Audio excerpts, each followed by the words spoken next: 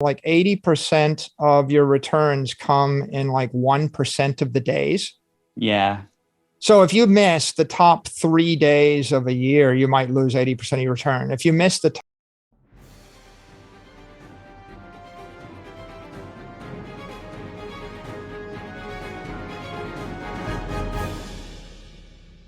I think if you look at the entire crypto universe, you have a lot of different creatures. You have crypto commodities, you have crypto securities, you have crypto exchanges, you have cryptocurrencies. And then you have a set of applications and protocols that interlace with all of these instruments. And what you have is a bunch of people in the ecosystem that don't necessarily understand or have the information to make the best decisions. And you have a lot of people outside of the ecosystem that are afraid to enter the ecosystem because they don't have the clarity they need. So for example, what's a currency? Well, a stable coin is a currency. In theory, if I can move $1 million from me to you without incurring a tax bill, that looks like a currency, a stable euro, a stable yen, a stable dollar. There's a huge amount of demand for it. It's probably $1 trillion to $5 trillion of demand for it. Everybody wants it. However, you have 3 different types of stable coins off the top of your head. You could have stable coins that are backed one for one with dollars, and they look fairly secure.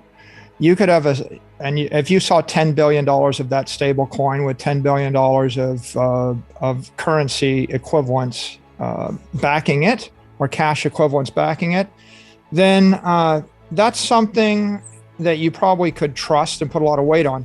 But one of them, like UST, collapsed to zero because it literally didn't have anything backing it, or maybe the backing was 5%. It might have been back 5 or 10%.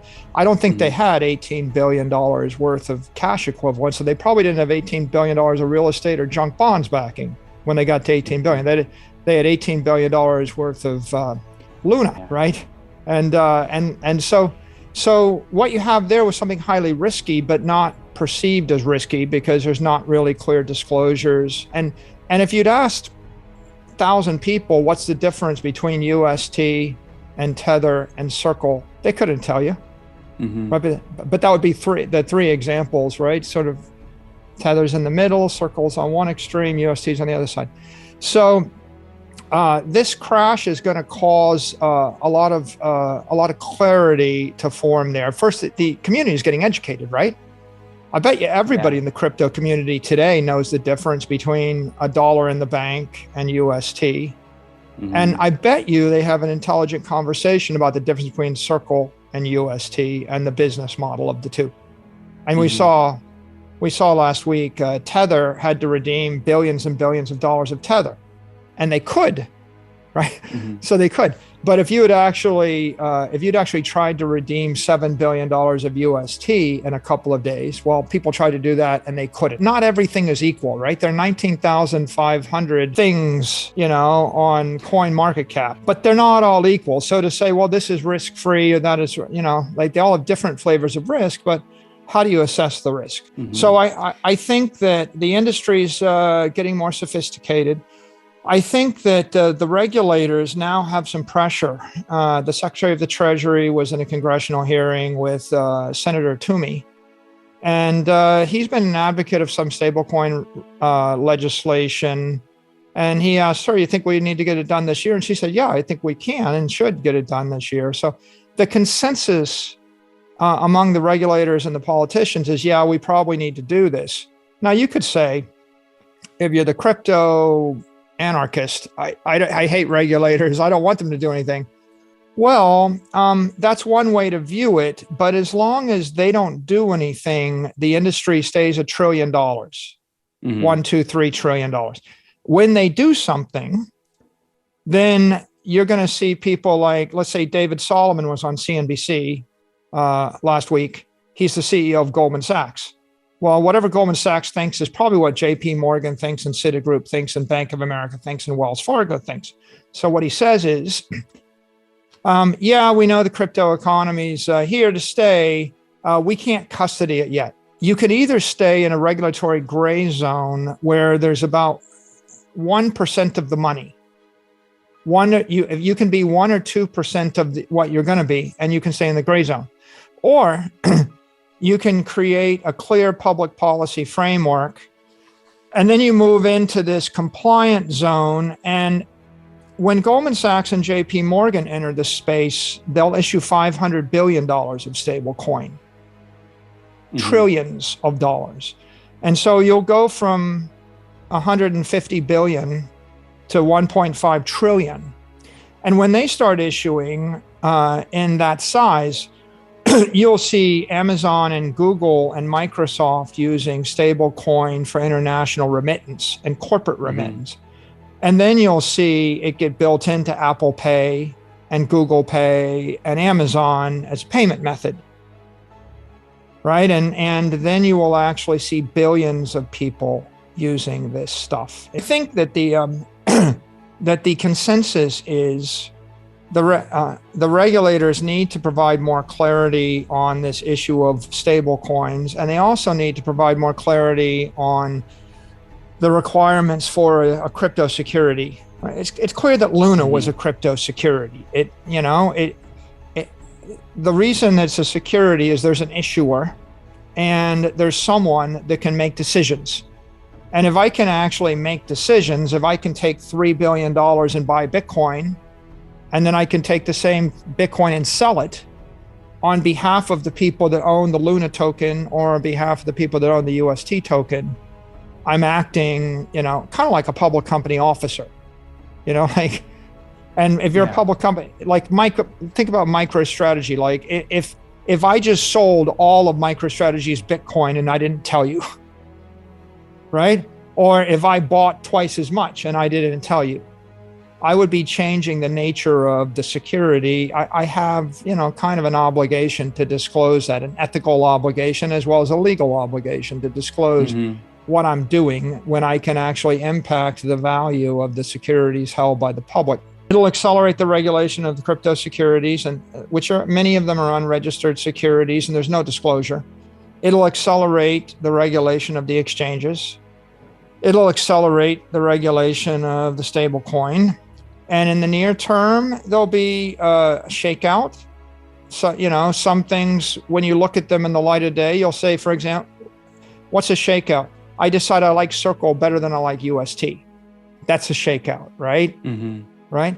And it'll also create an on-ramp for institutional intervention, because you've got $300 trillion worth of money, that's $100 trillion of bonds, $100 trillion of equities, $90 trillion of currency derivatives, all sorts of forms of money.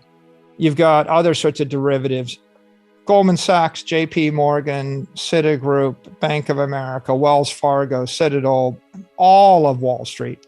It'll open the way for them to make markets, do research, right? And to provide liquidity. And provide liquidity eventually means loans and as well as hold on their balance sheets. Right. And they're not going to do it as long as they don't know the difference between a commodity and a security, and they don't actually understand the legal status of these things. So ultimately, what you've got is a $1 trillion industry that'll become a $10 trillion industry if we have regulatory clarity, and then it will become a 20, and then a 30. There's no reason it can't go from $1 trillion to $100 trillion. But you've got to work through these issues. In fact, Jeff Bezos could have sold Amazon 5 different times and avoided an 80% loss. And if he'd sold at any one of those 5 times, he wouldn't be one of the richest people in the world. So I think that that trying to time the market is a trader mentality. But if you look at all the richest people in the world, they're not traders, right? They're heartless. Bill Gates, Steve Ballmer, Jeff Bezos, Elon Musk, Mark Zuckerberg, right? Larry Page, name the person that traded their way. to that situation. You can't really do it. Like trying to time the market is ridiculous. If you look at statistical analysis of Bitcoin or the S&P, I think the conclusion generally is that like 80% of your returns come in like 1% of the days. Yeah. So if you miss the top 3 days of a year, you might lose 80% of your return. If you miss the top 6 days, you lose it all. It's going to look like you're not making a lot of money 98% of the time. And then you're going to wake up one day and you're going to find out that the sovereign wealth fund of some Middle Eastern country just bought $10 billion of Bitcoin.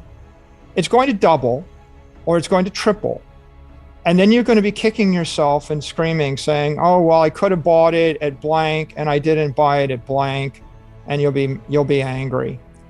I think that the trading mentality is just really an awful mentality for anyone that, if you're not running proprietary algorithms on high-speed computers, like I get it if you're a high-speed computer trader and you're like slicing a tenth of a penny 1 billion times an hour. Like I get that kind of trading, but for 98% of the population, people don't have any proprietary edge to trade. And so generally they all get beat by the market trading. What's beating inflation? Bitcoin is. What's losing? The traders are all losing, right? And most of the other assets are lagging. And everybody's thinking that they can time the market. But as a practical matter, I think they do a statistic and like 95% of active traders underperform the market. So MicroStrategy's got a strategy, right? Which is we're buying Cyber Manhattan. We're buying up, Howard Hughes went to Vegas and he looked around and he thought, this is a good idea, city in the desert. I'm going to buy it all. But he didn't buy the buildings and he didn't set up the casinos. He bought all the land.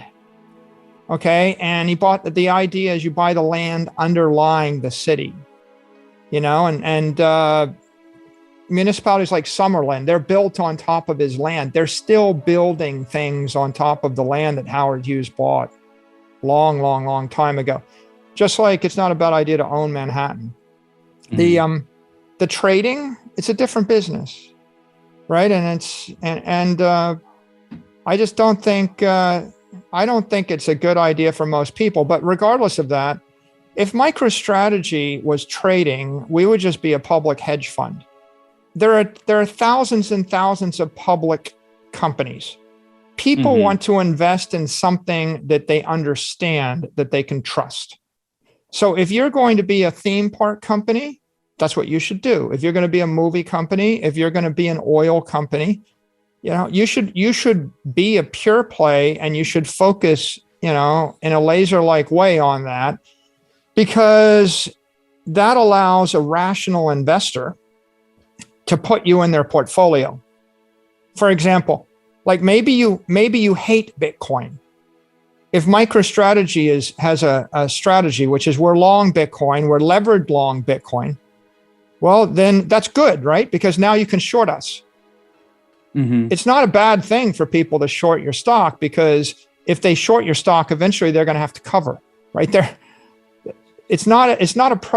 On the other hand, maybe they like Bitcoin, but they think it's 99% likely to fail. Think about it. You have $100 million, so you put 1% of your portfolio in it, and you want to find someone that actually is pure long Bitcoin, you see?